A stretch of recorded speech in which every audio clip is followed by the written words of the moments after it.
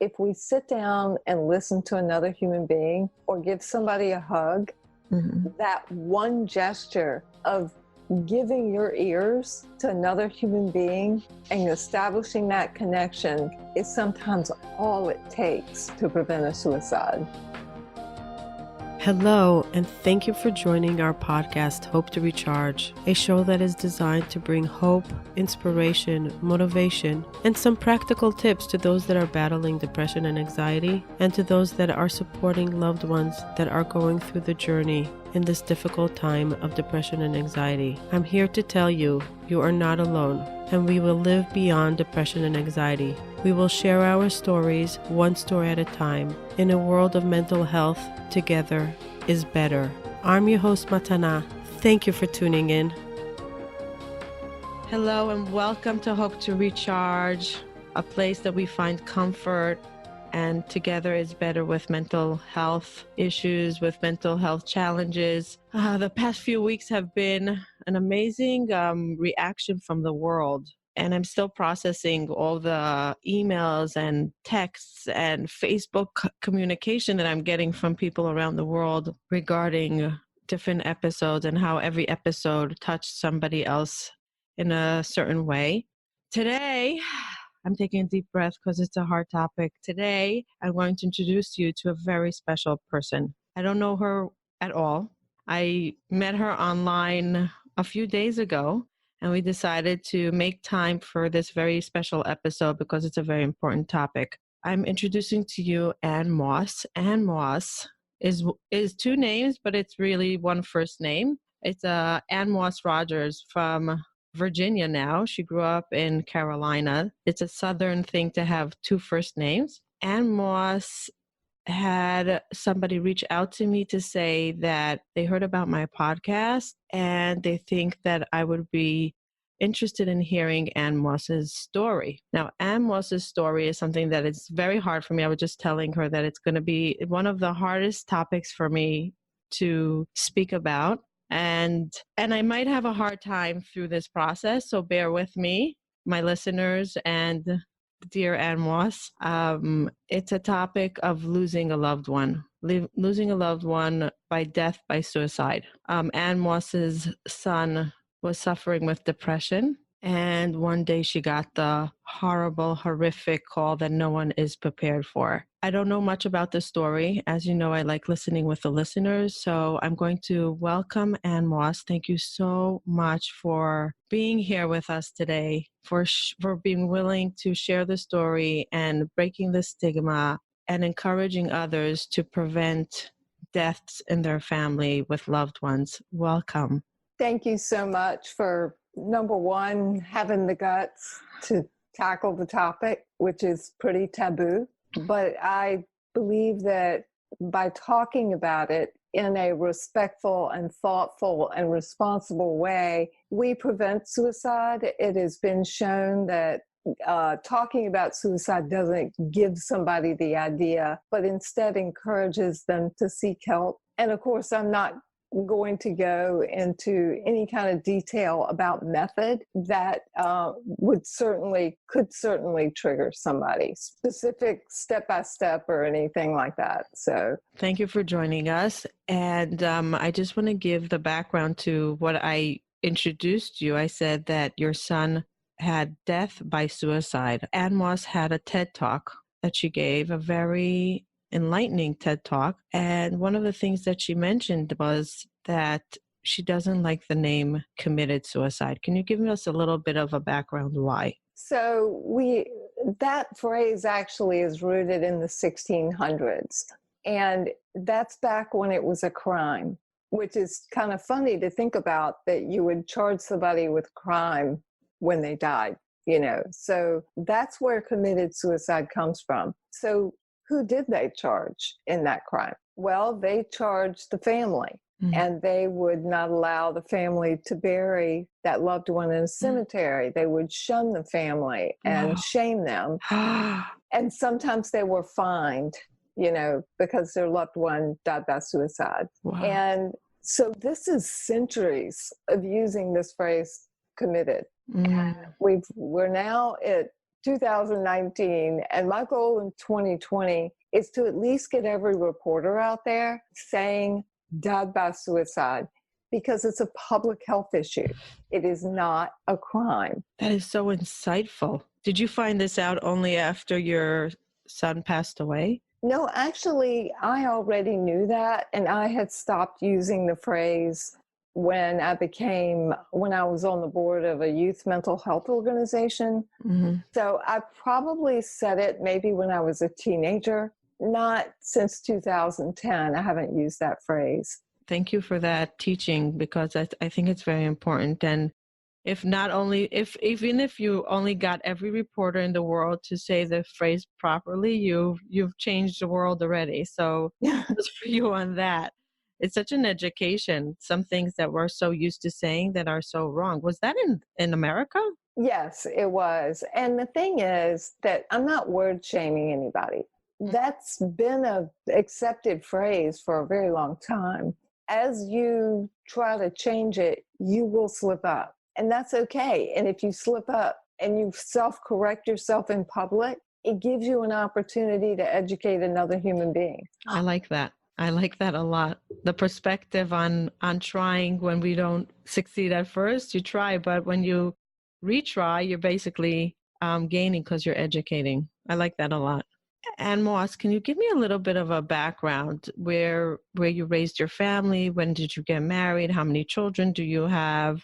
A little bit of a background before we deep dive into your son. I raised two boys. Richard is my oldest, and he is living his dream as a filmmaker out in California. He's a film editor. Mm-hmm. And Charles was my youngest son. He's the one who died by suicide, and he was the icebreaker. Mm. You know, the funniest, most popular kid in school. Mm. And then I've been married to my husband 32 years, and we acquired an animal. And about 10 years ago, his name is Andy, and that we bought that animal for my youngest son, Charles. Mm-hmm. And Andy is still with us, probably not for that much longer since he's 13, but it's been really nice to have Charles's dog with us after his death. Did you get the dog as a therapy dog? Yes, it is. He's not an official therapy dog, but yeah, and I should have gotten him a dog 5 years prior. We have all the we should have 2020 hindsight, which are so unhelpful, really, because it just keeps us in the past versus in the present accepting. But I think we all do it because it's just hard to disconnect from the facts. Right. And at this point, I'm not beating myself up about it. It's just like I have that regret, and I acknowledge that I have that regret, and I've let that go. I've let a lot of those coulda, woulda, shouldas go. Mm-hmm. It took practice, it took effort, and it took me promising that I was going to forgive myself.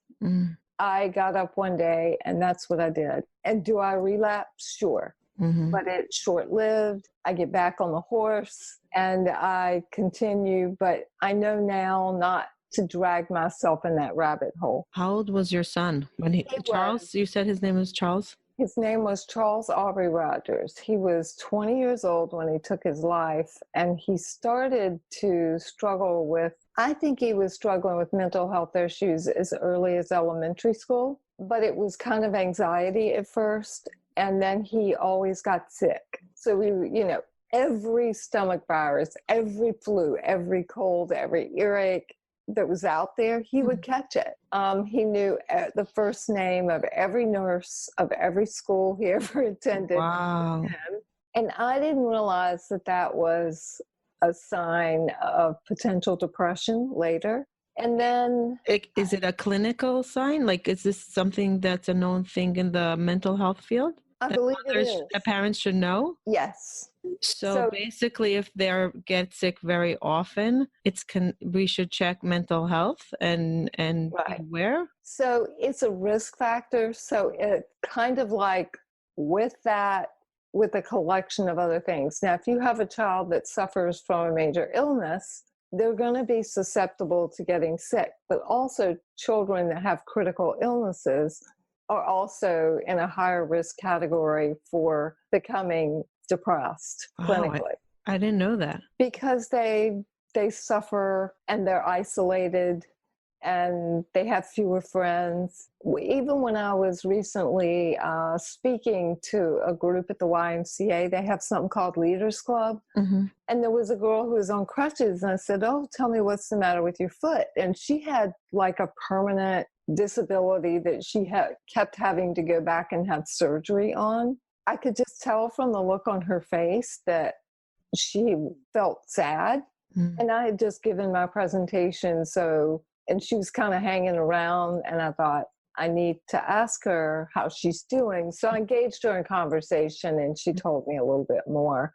I could tell she wanted to talk, and Right. she told me about her injury, and she told me that she had flirted with thoughts of suicide because of the fact that she always felt so isolated from friends, and she can't run out on the dance floor, and she's just more limited.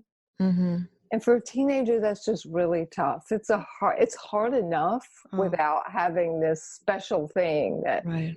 makes you even more different than everyone else. Right. Wow. Did he ever discuss his sadness with you? Never, no. And he's the funniest, most popular kid in school. So he would walk in, and he was the kid that always lit up the room. So how did you know that he had depression? He was diagnosed with it. Actually, the first mention of it was we were at school, and his drug use had started to escalate, and I couldn't figure out why. And then I thought, well, if it's starting this early, I think it's related to something mental health. So I thought anxiety. How old was he? I'd say he was 15 at this point. He had a sleep disorder called delayed sleep phase syndrome. So that sort of figured into all of this as well. So I went to the school. I talked to special ed, and they said, yeah, let's do some testing, because teachers were starting to complain that he was falling asleep in class, that he wasn't getting his work done.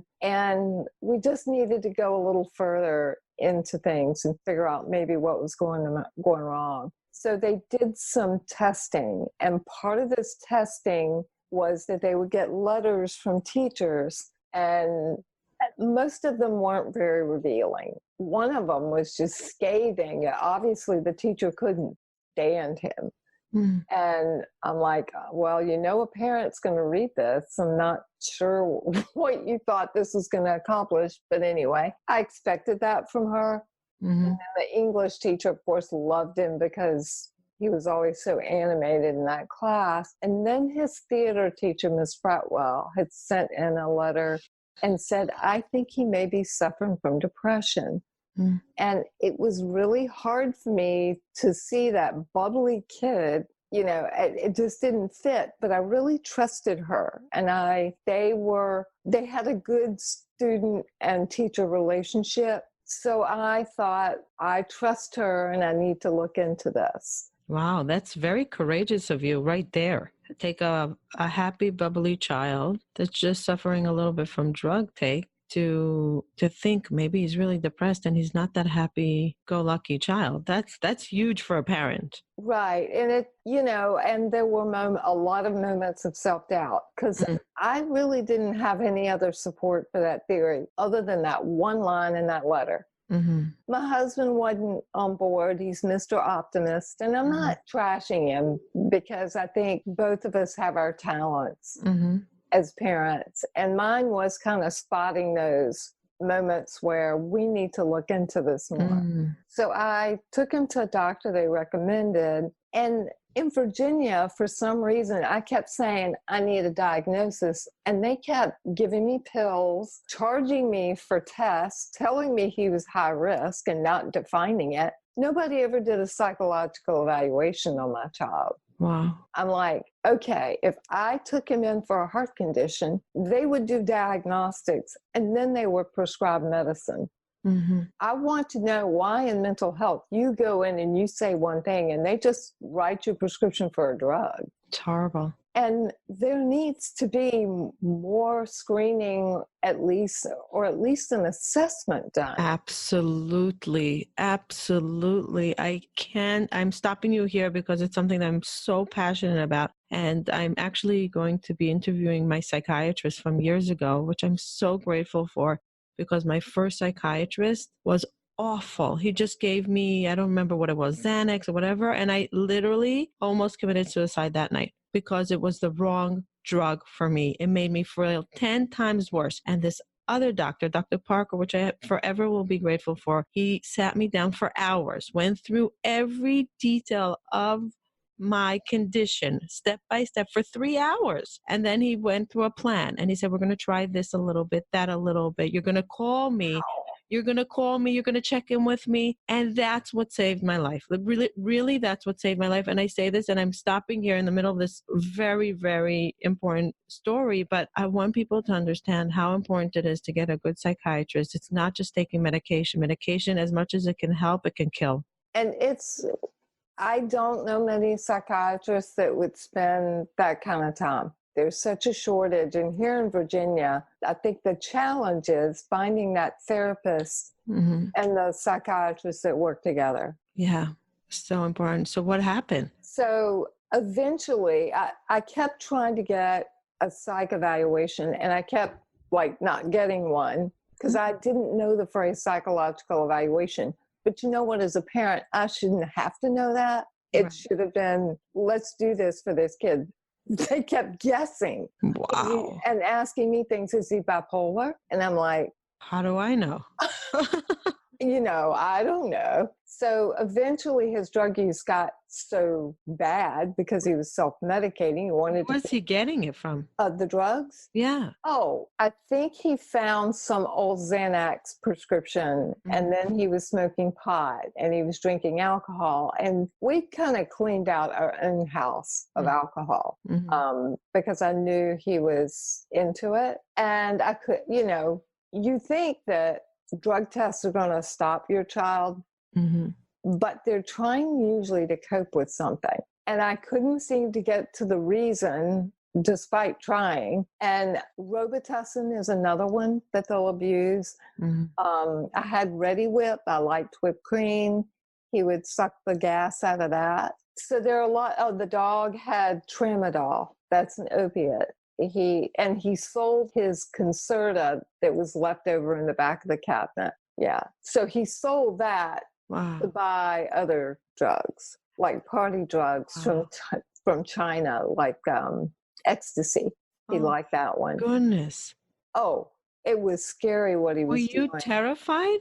Terrified. I thought, he is headed to the side of a mountain, at full speed. So we took a really drastic move and had our son kidnapped out of his bed and taken to a wilderness program.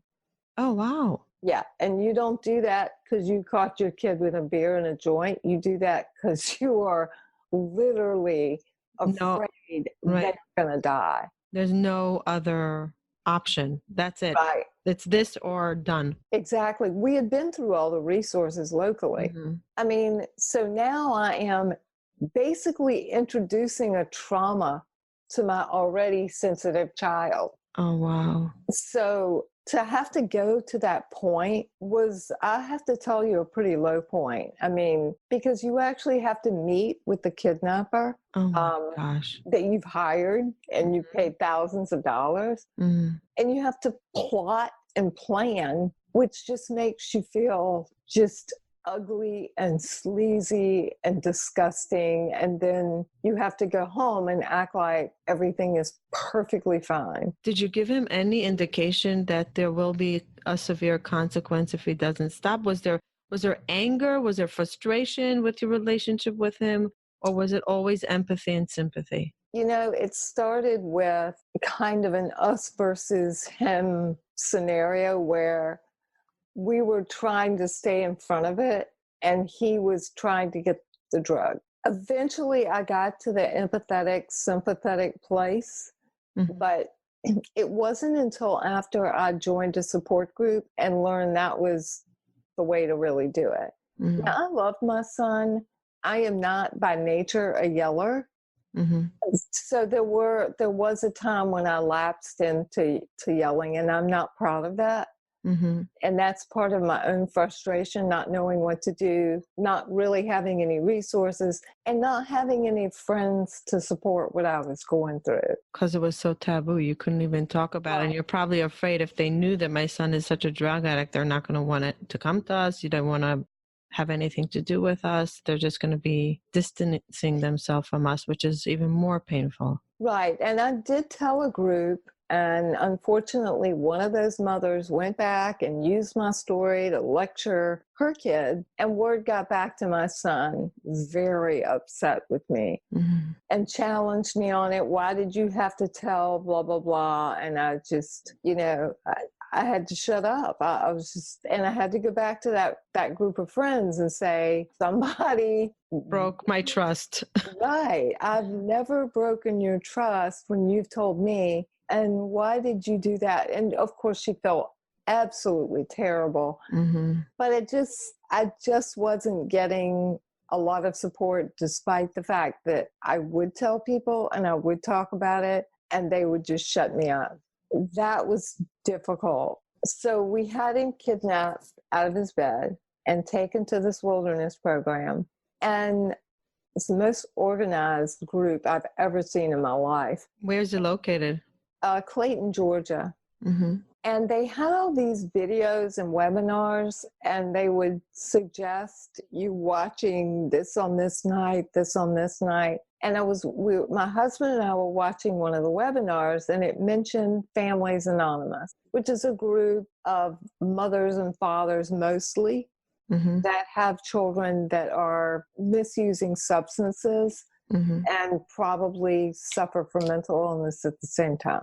So I went to that group, and that's when I started to adjust how I spoke to my son, how I looked at my own self-care. Mm-hmm. Prior to that, my own anxiety was just eating me alive. I just could feel the stomach acid in my own stomach churning. I mean, I was just a mess. Mm-hmm. And I just felt like the walls were closing in on me, and I couldn't wait to get to that support group. And my husband couldn't either. Mm-hmm. And that became my home away from home. I could talk openly. I could find out what worked for others. And of all the things I did, I think finding support was the most important step I took. Wow.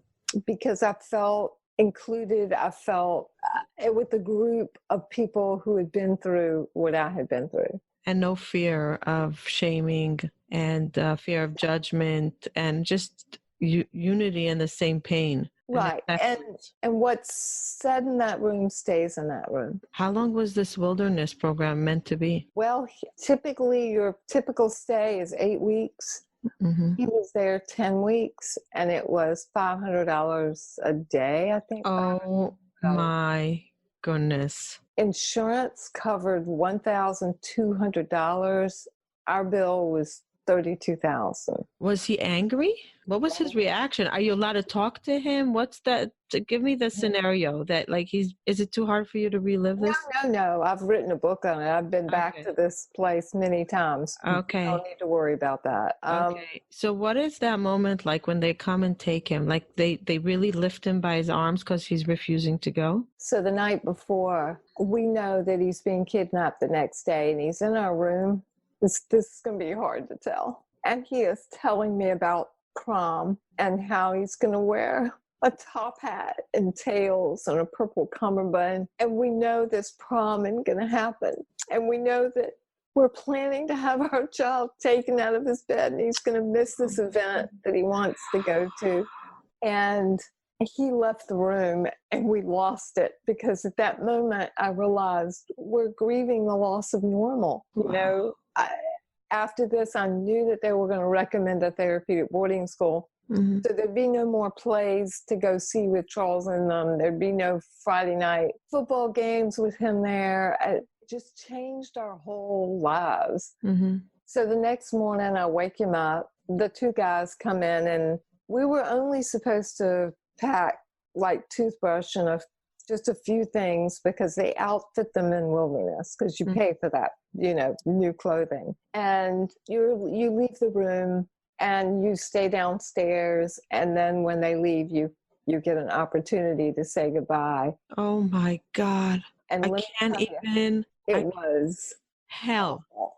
It was hell. And he's looking at you in your eyes and saying, like in his eyes, don't, mommy, don't, please don't. Oh, the look of betrayal. Oh my. I'll never forget it. And I'm looking at and I'm focusing on his hair because his hair was too long. But he had this beautiful brown curly hair. And I'm thinking, when will the next time he gets a haircut? I mean, just weird, random stuff because the moment is so intense. You just can't face it all at once. Are you allowed to hug him? He did not want a hug.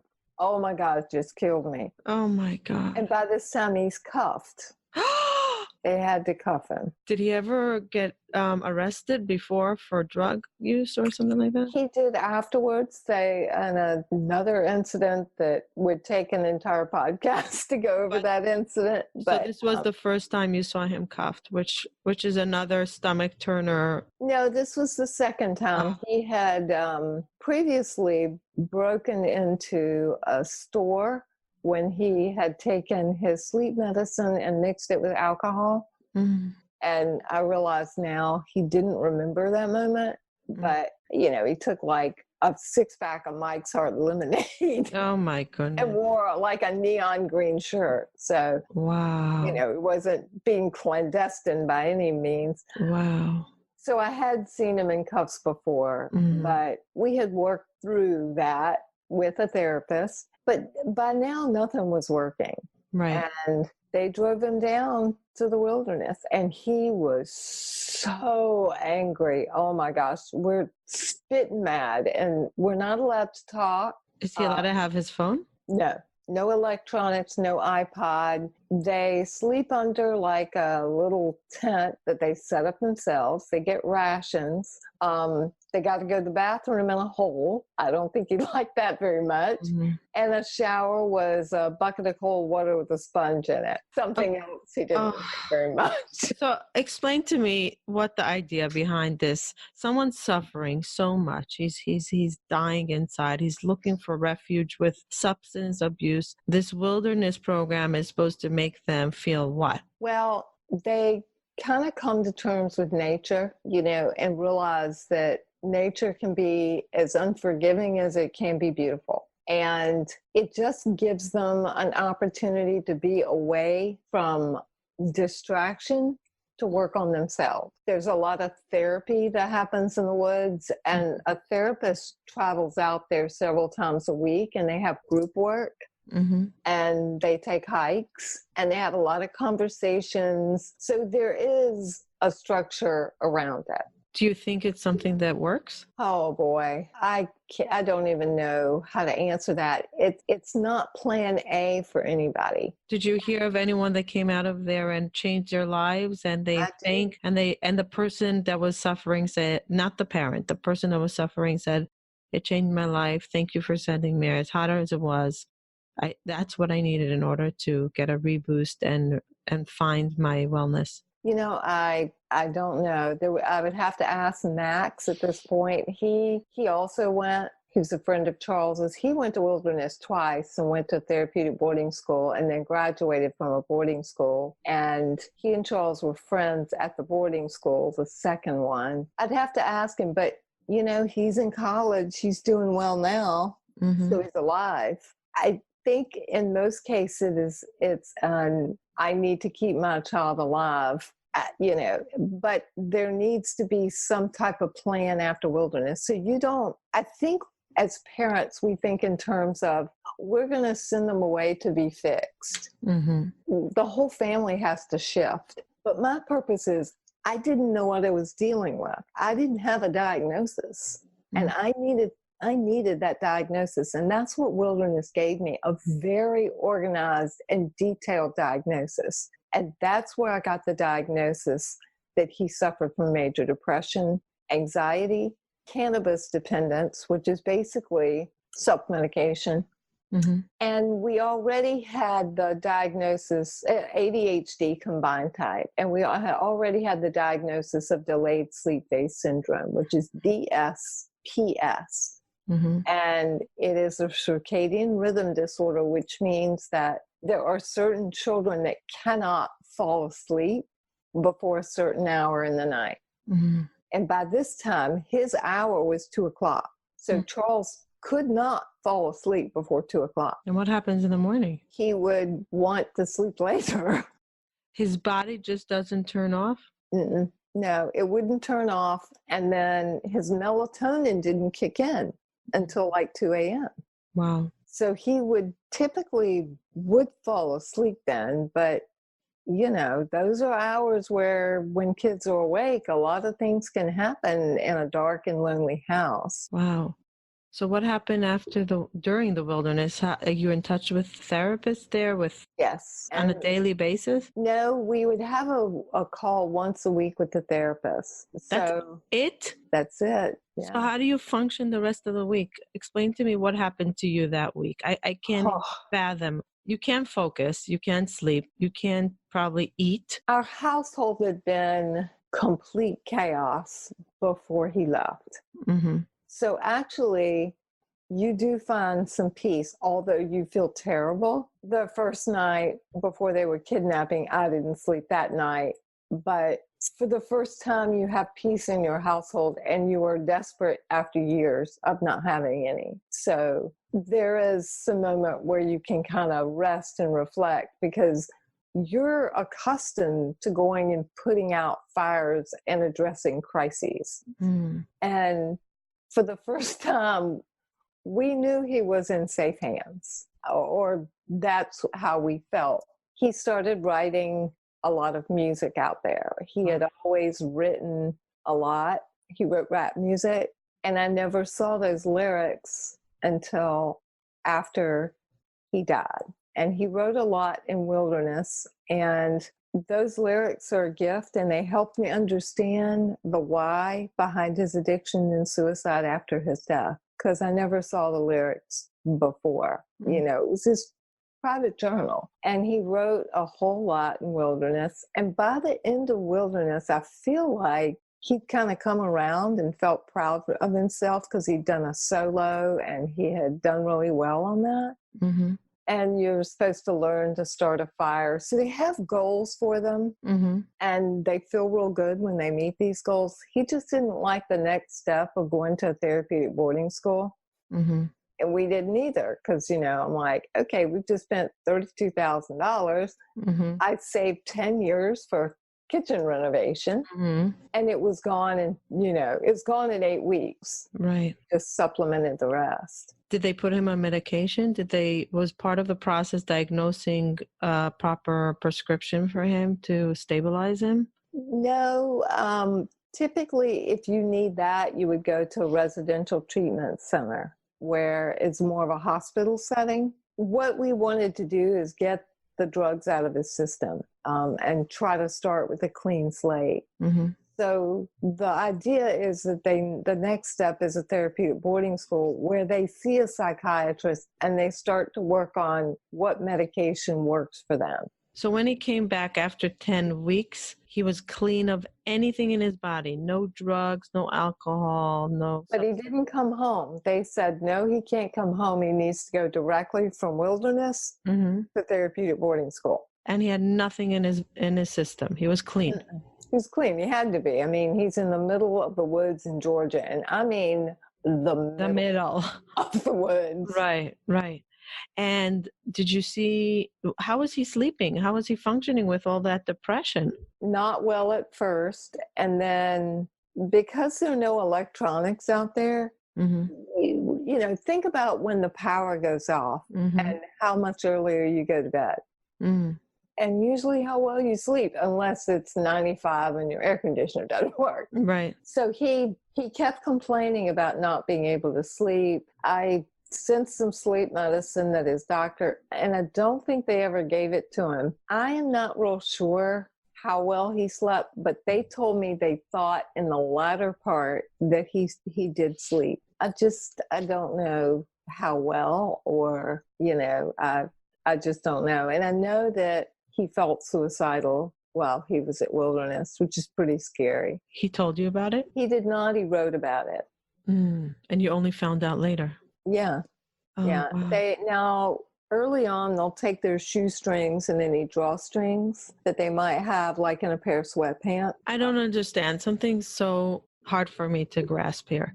They know that the kids that they're taking that's the last resort because Right. they're so desperate. Why is it that they don't figure out a treatment with medication to stabilize them versus cleaning them out with nothing and then slowly bringing them back to wellness with therapy, with programs? How can you take somebody to the wilderness, take everything, rip everything out of the system and give them nothing for comfort? How is that possible? Well, they found a lot of comfort in each other, and they created a lot of connections out there with each other. But that's not enough for severe depression. They worked on some therapy and started, I'd have to say he looked pretty good at the Wilderness. He didn't right at first. He was angry, but by the end, it did change him. Oh, okay. He still held on to a lot of anger later on, but it changed him too. And I think that, going almost solo by himself and feeling just really proud of himself for doing that, right, I think was part of it. And he made some friends out there, one in particular, and I think that helped. I don't really know all I knew was that's what everybody recommended. Right. He got to the point where my counselor said, he's taking these new party drugs from China. There are kids dying in 30 minutes of taking these drugs. We got to do something. So can I ask you a very personal question? You can you can say, I don't want to answer that or think about it. But as a parent, you try everything. You feel that they're not understanding you. You're working so hard. You're spending so much money. You're taking off work. You're turning yourself upside down for the child, and the child is not helping you along the process of finding comfort or whatever needs to be done. You decide the next move is the wilderness, which is the last resort. Is it in order to find comfort in the home, or is it in order to give him comfort? It's a very hard question, I know. I wanted that diagnosis. I wanted to stop my child from what he was doing. And I was powerless to watch him self-destruct. And I thought, he's going to die. I don't know what else to do. So my motivation was to figure out what was going on with him and get that diagnosis and get some feedback and get him cleaned out so maybe he would, because he wasn't addicted to anything yet. But a child that gets addicted around the age of 15 or 16 has a higher mortality risk of early death. And I knew that. And I thought if I could delay at least that and give him, his brain time to develop those executive functions, maybe we'd have a shot. And the peace in our home was kind of something I didn't expect. Right. I thought I was going to struggle the whole time, and I struggled a lot. And my support group was wonderful during this time. And I had just started going to it, but they were very welcoming. And I just got moments of peace. It's kind of like when people tell me their child's arrested and they think, well, at least he's safe. Right. Jail is not necessarily a safe place, but it's better than them being out on the street or trying, God knows what they're trying, when they have more freedom. Right. So you definitely did it for his better good, and you went through the suffering of seeing, you knew it's like giving birth. The pain is unbearable, but you're creating something new. And this is probably what you were looking forward to.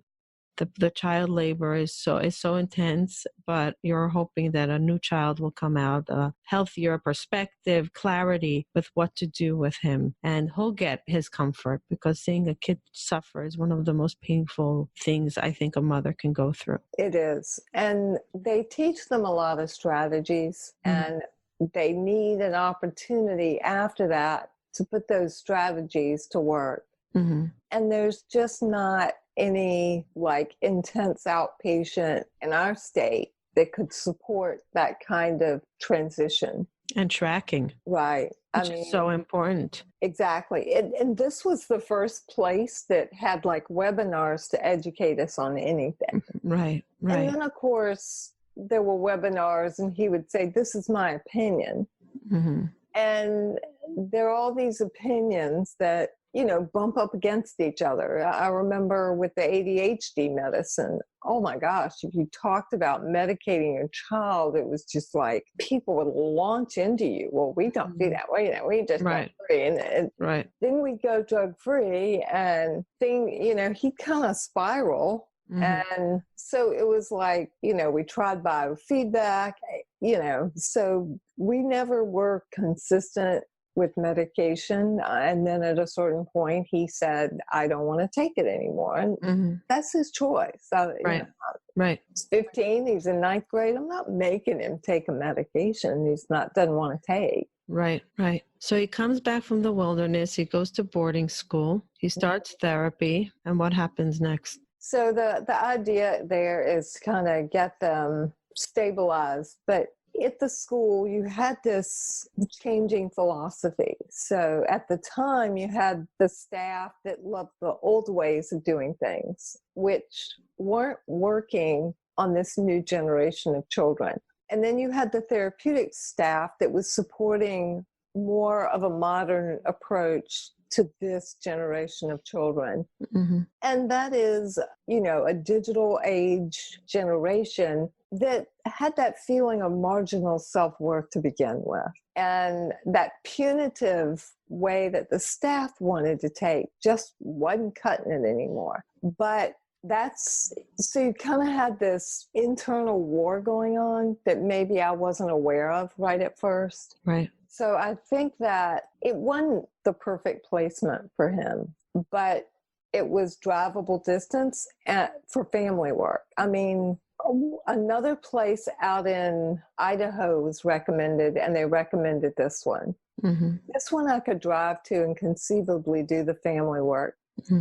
Idaho meant we would have to buy plane tickets. Right. And we just didn't have the funds to be flying out there, you know, 5 times a year. Right. We didn't. I mean, we were strapped. What was paying for this next step was a home equity loan. Wow. What a devotion as a parent. What about the brother? Where was he in this whole picture? You're devoting so much time, money, energy. Oh, I know. He was in college by the time Charles was in therapeutic boarding school. So Richard's senior year, Charles was when Charles was, is that when he was kidnapped out of his bed? No, Richard was already in college when he was kidnapped out of his bed. But my son's senior year, my older son's senior year was amazing. And I really didn't get to I didn't allow myself to be present, to be as present or to enjoy it as much as I would have liked. You didn't have the space for it, and emotional space, mind. You probably weren't even aware what was going on. And he and I have talked about that, and I wrote about it in my book, and I've written blog posts about it, and he and I've had extensive conversations. And his answer is, you know, Mom, I'm a lot like you now. I'm very independent because of that. I am that way because my parents focused so much on my brother because he had issues as a teen with drug and alcohol. And so I know, being the sibling that kind of had to fend for herself. And I also made some changes in parenting style too. And, I stopped lecturing. I decided to only ask questions And listen. and listen. So I developed some skills. We hope that, like, when we go through challenges, at least we'll learn from it and grow versus just take the pain, because otherwise we lost out. If we didn't grow from it and we didn't learn from it, we just got a painful experience with no gain. So what happened after boarding school? How long was he there for? 3 years? No, he wasn't, not that long. How long was he there? They wanted him there for 18 months, and he left at 14 months because something happened at the school. There was like this sex scandal between a student and a therapist. It was like rats jumping off a ship. And so I pulled him out of there and I put him in a new placement. I went back to the educational consultant and I asked for a recommendation, and she said, well, I have a therapeutic one and a non-therapeutic one. And so we ended up putting him in Wasatch Academy in Utah because I liked how they nurture creativity. He was a creative genius. Mm-hmm. And I love their approach of having student-centered education. They were so patient. He was so popular there. He ended up getting kicked out ultimately because he had found drugs again. Mm. And he had 2 infractions, but he finished his degree online. Mm.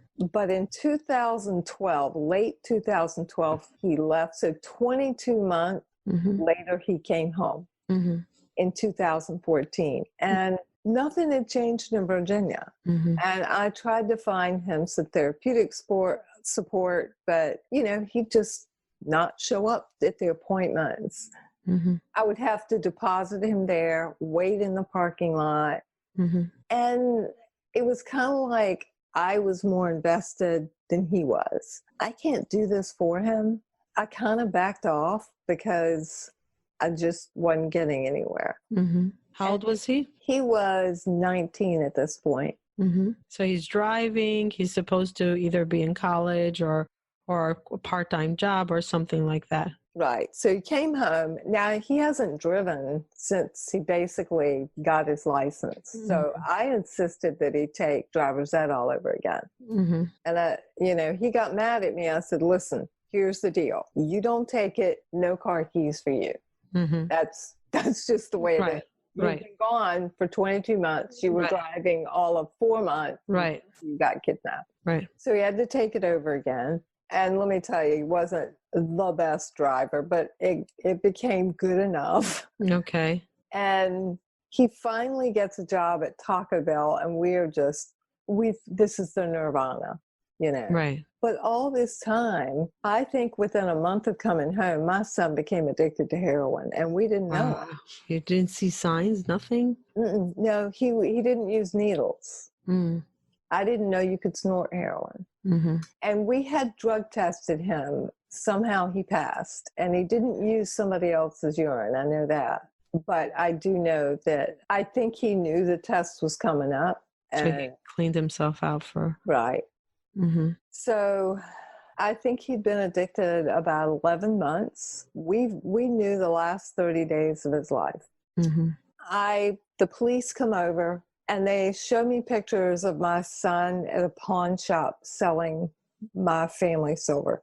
And I have no idea. I haven't looked. I have no clue. And because we had had a pretty nasty altercation with the police where they stalked him and I can't even go into the abuse, but I didn't trust the police at that time. They were not helping me. I lied and said that the silver was his. My mother had given it to him, and I wasn't happy about it, but it was his to do with what he wanted. Wow. And they left. Wow. But I don't know what their purpose was. Were they gonna press charges? Were they gonna tell me anything? I don't know.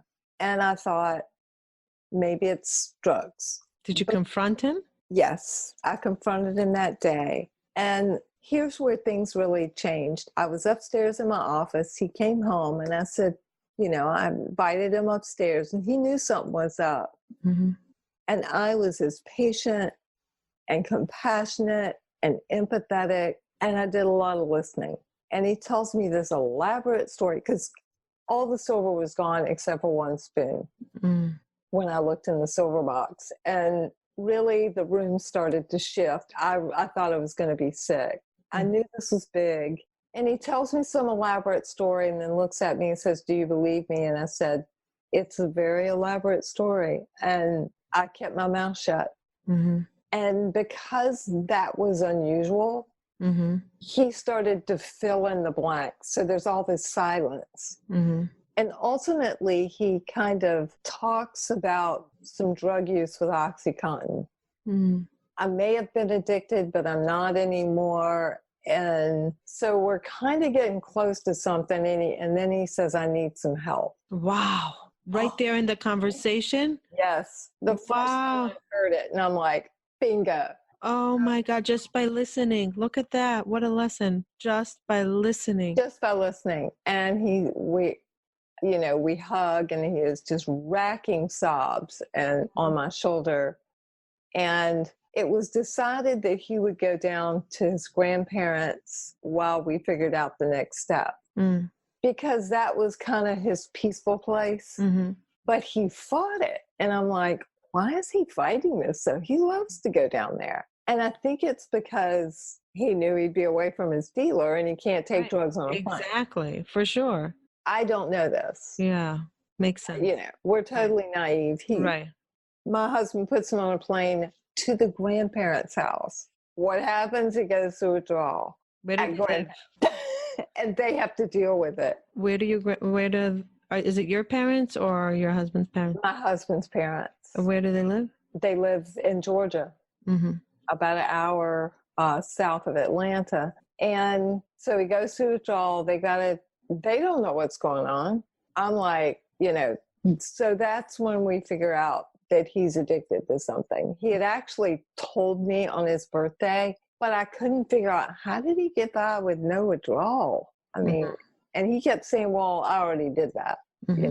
My friend Savannah helped me off the drug. And I'm like, I don't think it's that easy. And it wasn't. So he goes to Detox because he gets really, really sick. And then rehab. I go a lot into that part of the story in the book. And then he ends up, the rehab is in the western part of Virginia. And after 3 weeks, insurance says, "Oh, he's cured, he can go home." And I'm like, right. In that time, we realized that we were probably going to need some more money. So we sold our house. Wow. Yeah, we were still living in it.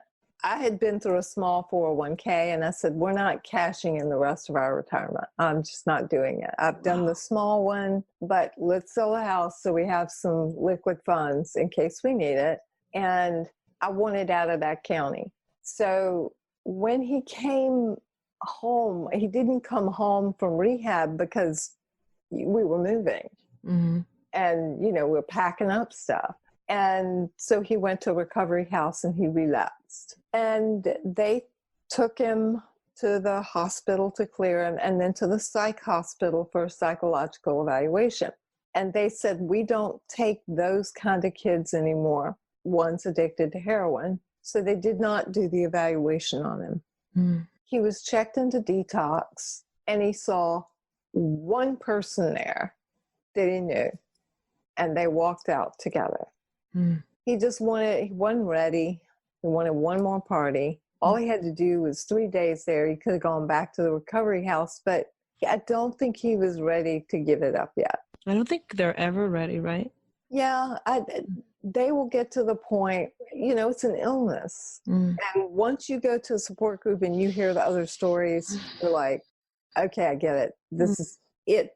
The brain is telling them, you have to have this drug to survive. And if you don't, you're going to go through this evil, awful withdrawal. And it is bad. The worst flu times 10. Right. Wow. So he's out there for 2 weeks. I think he's using, my husband thinks he's looking for a job. I'm like, I'm going to let him hold on to that fantasy. And we get a call on Monday. And he says, "Dad, I have nothing." He had sold his computer and his bike, and that felt really, really awful. Because, those were his last possessions. Wow. Then he called me on Thursday. And wait, at that point, you knew that he's using a lot because he's selling clothing. I'm thinking, I don't really know anything.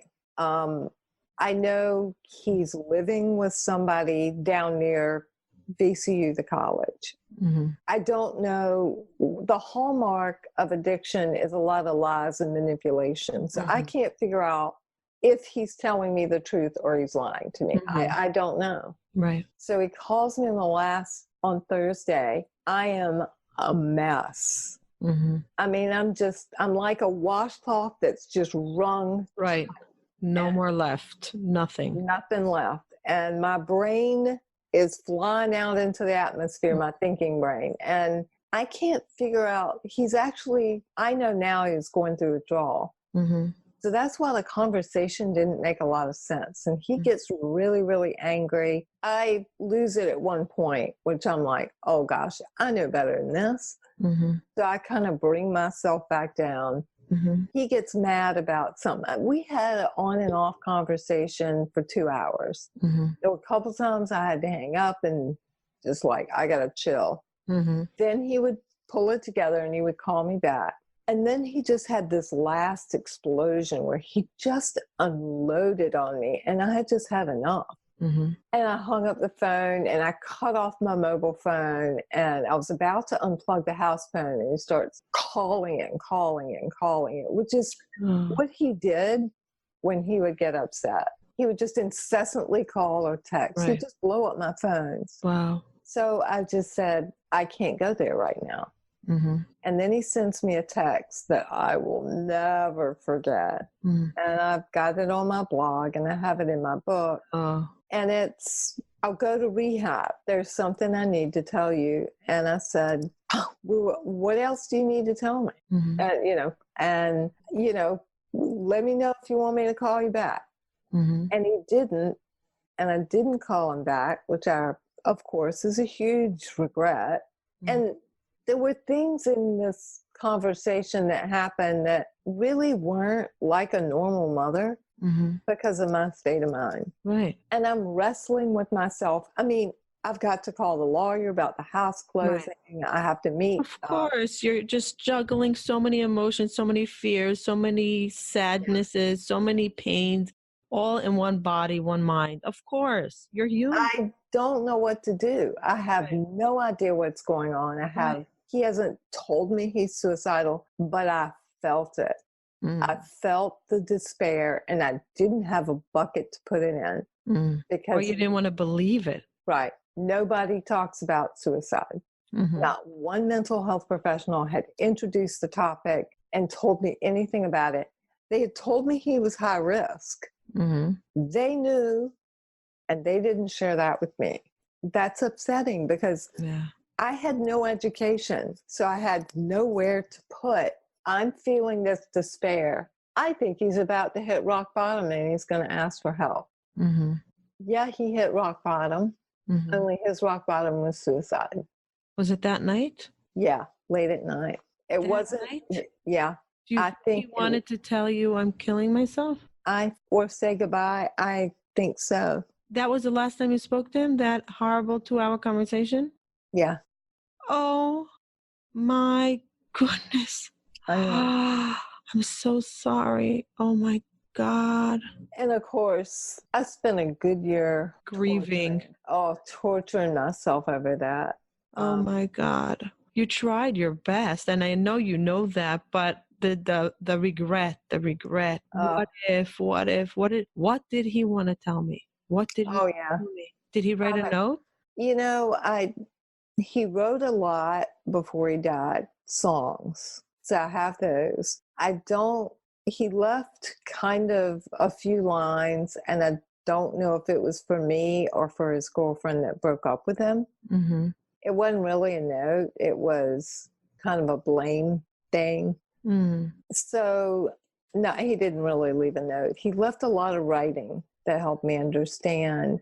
But when the policeman came to tell us that our son had died, I expected to hear overdose. And when they told me the method of his suicide, I just couldn't let the phrase in my head. I mean, I just couldn't breathe. I was just so shocked. And then the pieces started to fall together after that.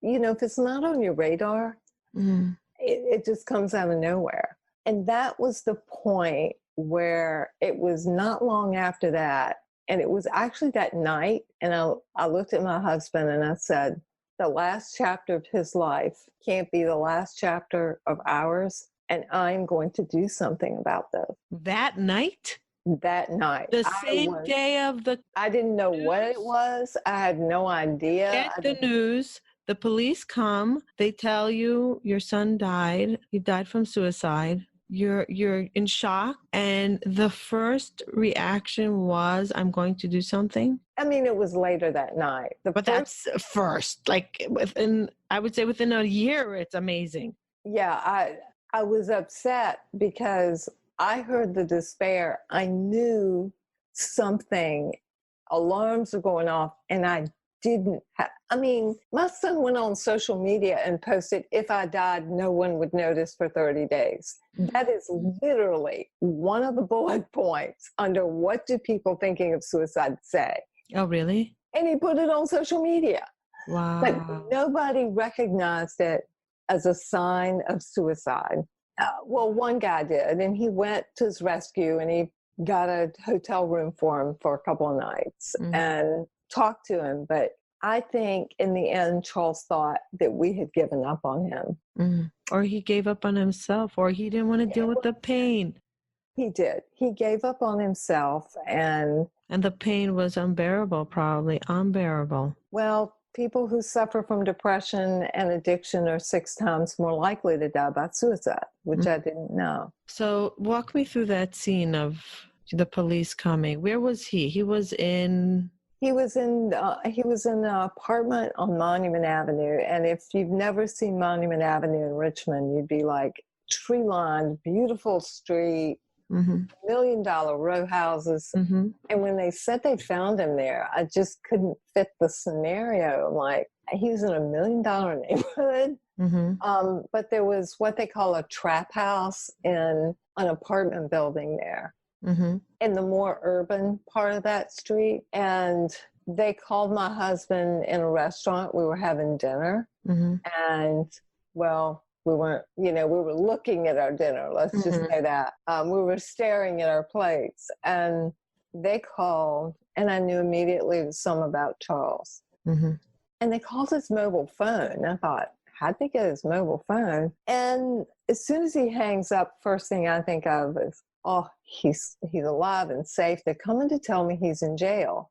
And I'm like, they don't come by your house to tell you your 20-year-old's in jail. Wow. And then it just hit me and my body went cold. Oh my goodness. How'd they find him? How'd they know about it? He was living in that trap house and a friend of his walked in and saw the scene.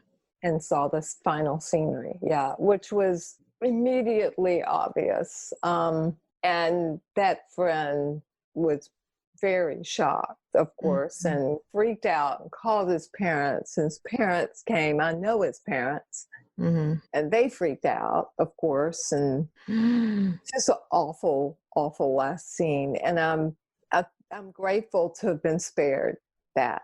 That would be burned in my memory forever. And I was just, they met us in the parking lot, and I found out in the back of a police car.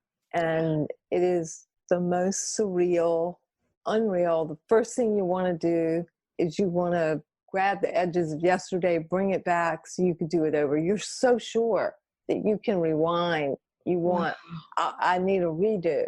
Oh my goodness. I'll get it right. Now that I know I'll get this right. And there's just no return. Do that. There isn't. No return. Was there any counseling there for you? Oh yeah, I seek support immediately. So I'm saying from the police department, like were they nice about it? Oh yeah, the guy that delivered the news. What a what a awful, awful job. And this guy had a 20-year-old son. Wow. You could read the stress on his face. There were 2 cops. The other one didn't get in the car. So I guess they kind of take turns. Because, of course, parents go into wailing, this awful, awful sound. And, that's got to, it's got to wear on them. So we begged them to let us drive home. It wasn't far from there. So on the way home, we just kind of put everything on pause, and I held it together well enough to make it to our house. And then we basically collapsed on the floor. I mean, it was just awful. And the way I made it from one moment to the next was just saying that I would survive, that I didn't know how it would happen, but I was going to survive. And that as bad as it was right then, it would never, ever be as bad as getting the news. Wow. And that's true. It could never hurt that bad again. I mean, it hurts. God, it's a brutal journey. But that got me from 1 hour to the next. And wow. Then we had to call family. And fortunately, my friends knew the Southern tradition of packing the house with people and food and friends and flowers. And love. And so for 2 weeks straight, a week and a half, people came to the house. And oh God, that was such a beautiful thing. And I was so thankful for that Southern tradition because I needed it. Right. Was there a funeral? We had a memorial service, yeah. Somebody actually stole the body, so we had yeah, a whole nother story. But so my best friend worked it out. We got the body back, but why would someone do that? It was a disreputable funeral company, and watch who you get recommendations. I mean, there are low-cost cremations local, and find out from the funeral homes, and don't go looking on the internet. I don't know why we did that. You're just in that moment of, I don't know what to do. Right.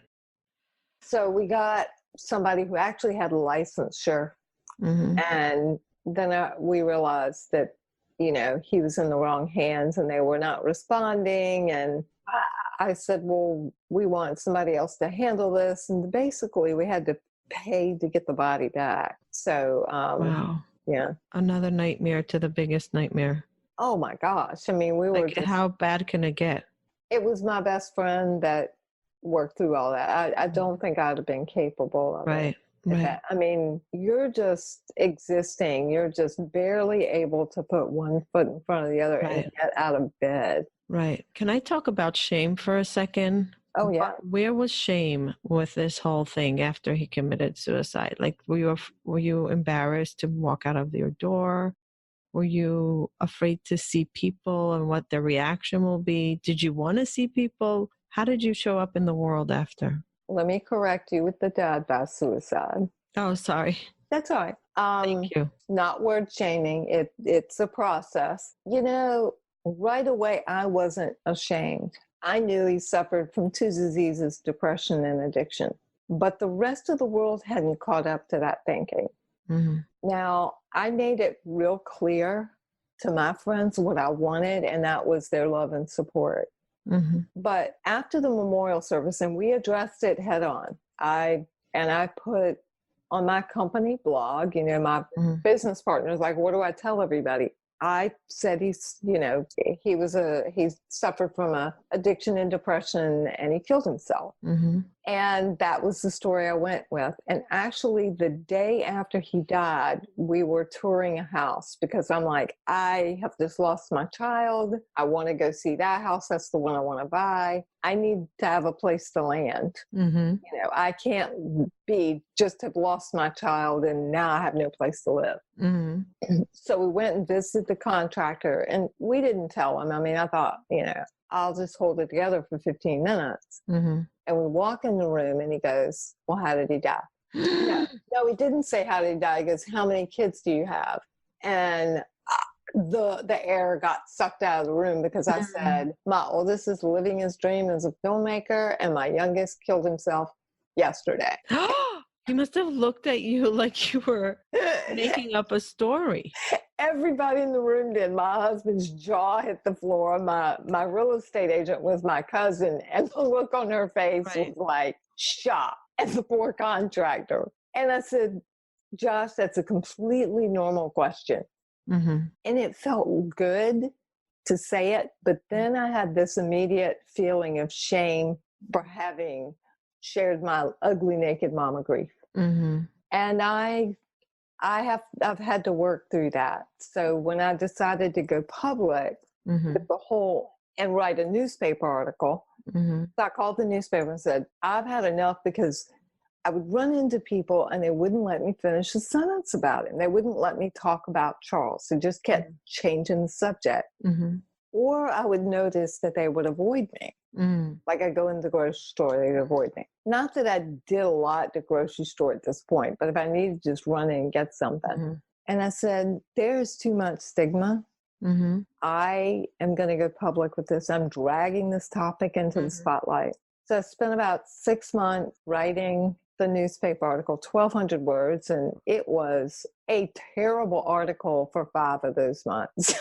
Wow. It was an angry manifesto at one point. It was a sob story at one point. And finally, I crafted it into what I wanted it to be. I got a friend to look over it. Mm-hmm. She was the only other human being that knew I wrote this newspaper story. Mm-hmm. I send it to the newspaper. Mm-hmm. I think, boy, this writing thing has helped. So I start my blog, Emotionally Naked. Mm-hmm. And I start writing every day on that blog. They call me in February to tell me that the article is published. Mm-hmm. Oh my God. Now I am terrified. Mm-hmm. What have I done? My whole ugly family stories out there. Mm-hmm. And that feeling of being shamed or feeling ashamed for sharing my ugly, naked mama grief story. Mm-hmm.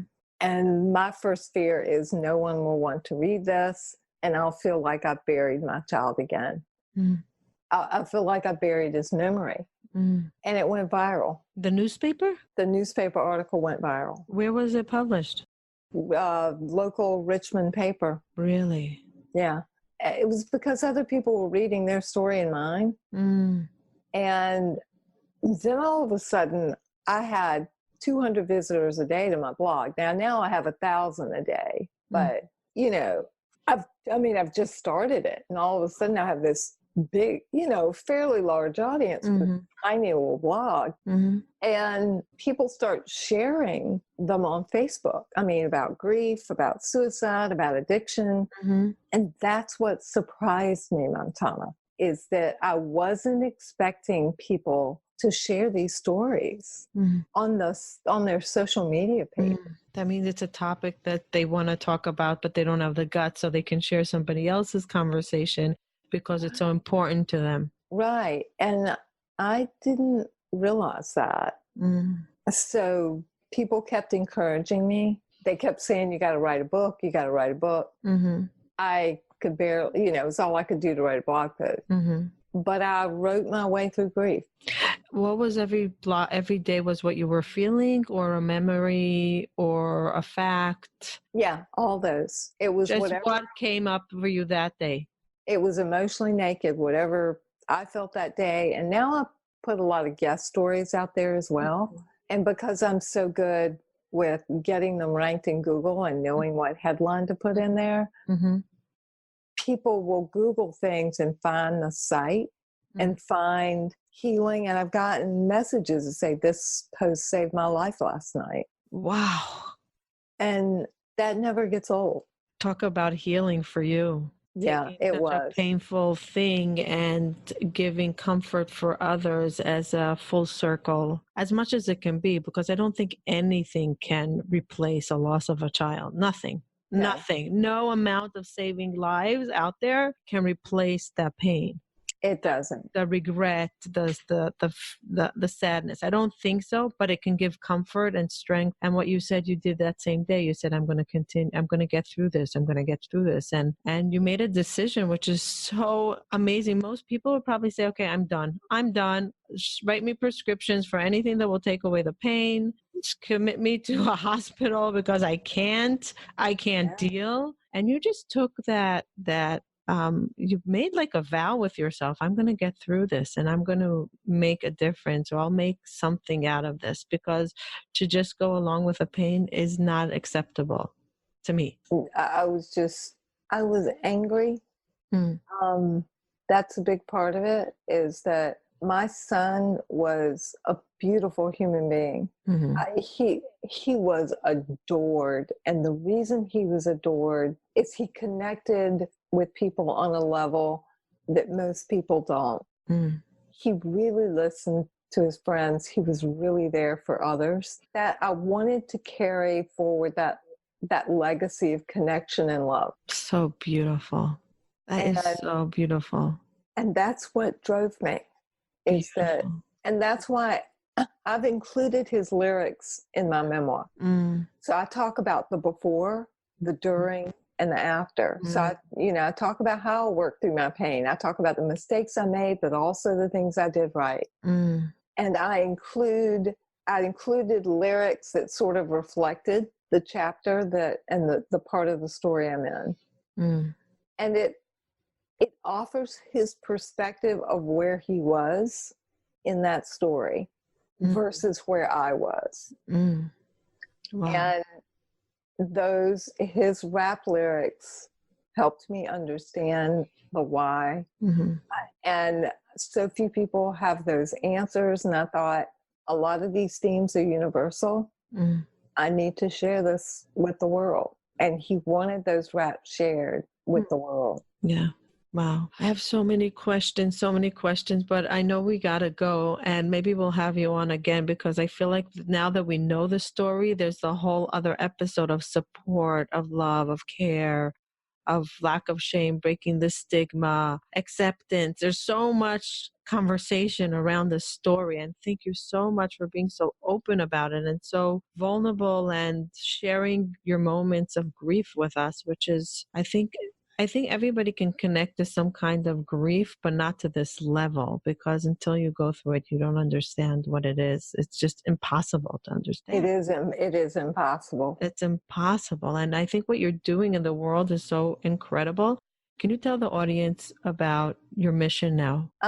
It's basically to create a culture of connection to prevent suicide. That's my focus. And my hashtag is just listen. If we sit down and listen to another human being or give somebody a hug, mm-hmm. that one gesture of giving your ears to another human being and establishing that connection is sometimes all it takes to prevent a suicide. Do you think that people can really live a life with the thoughts, somebody that has the thoughts, because they're going through so much pain? Your son had so much pain. Do you believe that with the right help, he could have healed? I do. I think the drug addiction, I don't think he was going to live through a drug addiction. Charles was what I would call a more fragile human being in terms of his own self-care or ability to see his way through a journey of that type.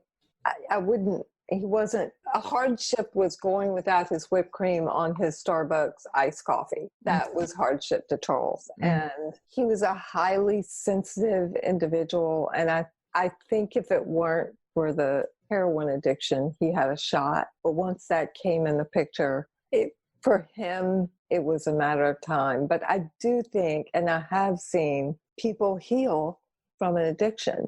You know, you had a guest on not too long ago that talked about brain training. And when she talked in that episode, what I recognized is I've been doing what she's saying since the age of 15. Wow. I have put that ladder in my head, and when I needed to climb out of my head because my brain decided that it was going to think about this, and I'm like, no, you're not. And I have a methodology called my alter ego where I work through these issues. And that's helped me push myself forward in difficult times. So you do believe that people that suffer with tremendous sadness, depression, anxiety can seek help and can heal?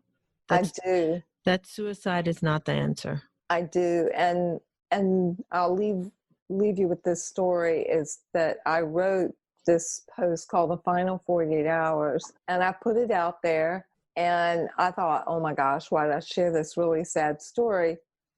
And I got this message from a girl named Lauren. It said, 2 days ago, I thought about taking my life, but reading a post from a mother who's felt such devastating pain has changed my perspective on life.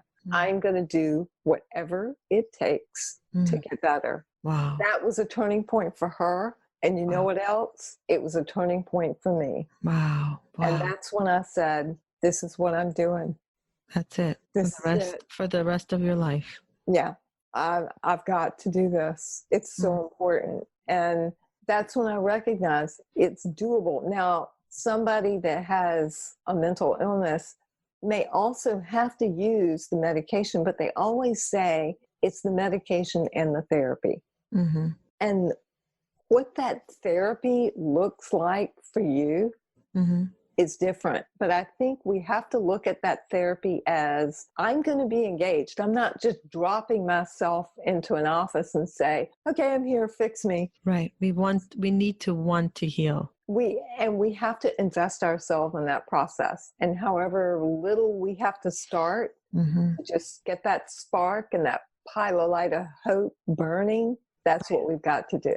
And do the work, the hard work that no one wants to do. And this has been a brutal, brutal, brutal journey. But I've gotten through it because I've sought support. I have written a lot, and I have found positive coping strategies that help me. Wow. Okay. I know you gotta go. I'm going to ask you, I'm going to have you on again because I think we left the audience with so many questions, and I'm going to ask the audience to send in questions, what they want to ask you in the future, because we just got the story, we got the feeling, but we need a lot of tips and a little bit more of an understanding what a person that's in despair going through and how a loved one can help. What's the right mechanism? What's the right connection? You said your hashtag is just listen.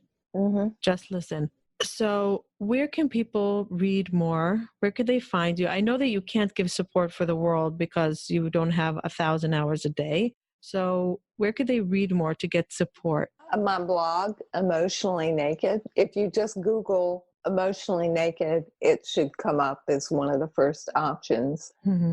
And if you subscribe to the mailing list, you could win a copy of the book. Or, and I have 3 ebooks that are with that. One is Coping Strategies for Grief and Loss. Anyway, the whole tribe together is where we've been able to make a difference. I mean, Lauren saw that post because my friends and my supporters and part of my tribe shared them.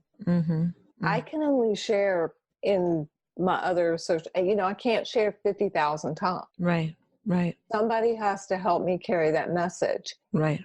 And now we're all working together to carry that message, and it's growing, and I'm partnering with people like you and looking for those opportunities to promote you and your message, and you promote mine, because that's how we're going to break the stigma, and that's how we're going to get more resources and more research studies and more very well needed attention from the drug companies, from the professional world, from schools, from organizations, from communities. Everybody needs to change something, because whatever's happening is not really working very well. Our culture is sick.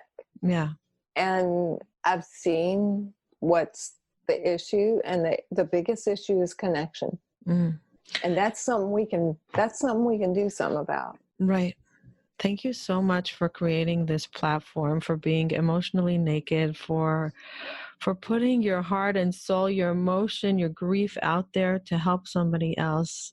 And I'm sure you saved a tremendous amount of lives and prevented grief from other parents, from other spouses, from other relationships, from connections. So I want to thank you, as somebody that went through mental illness, that you're speaking out loud and you're putting yourself out there to help others that are suffering. I really appreciate it. I want to ask you one last question that I ask everybody. What does hope mean to you? I think hope is that saying you have to keep turned on. You have to grab a hold of it with the edges of your fingernails and hold on to it no matter what. And I tell myself that, and that's how I'm able to do it. I just tell my brain it has to do that. And I do have hope for others, and that's why I do what I do. Yeah. And I ended my book on a message of hope because it's important to me and it's important to all of us. What's the name of the book again? Diary of a Broken Mind. And is it on Amazon? It is. It will be out. It'll be everywhere. It'll be in the bookstores too. Oh, you didn't publish it yet? It is. My publisher sent it to the printer, and it will be out October 1st. Oh, wow.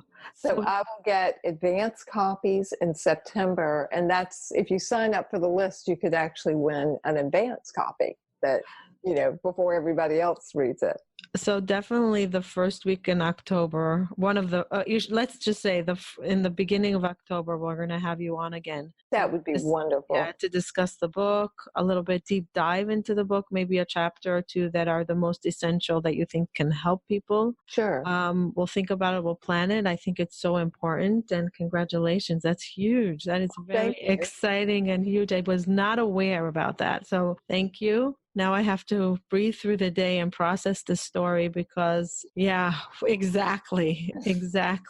Deep breathing. So Amos, thank you for sharing. Thank you for joining us. Thank you for giving me above and beyond your time that we planned. We'll see you soon, and keep on pushing through this because it's so, so needed. Thank you so much for having me. And I look forward to hearing the podcast when it's over. Yeah. It's out there. Yes. Okay. Take care, everybody. Thank you for joining. And if you have any comments or suggestions or personal stories, please share, because you are helping keep this legacy and preventing other deaths and families and pain and struggles. Bye for now.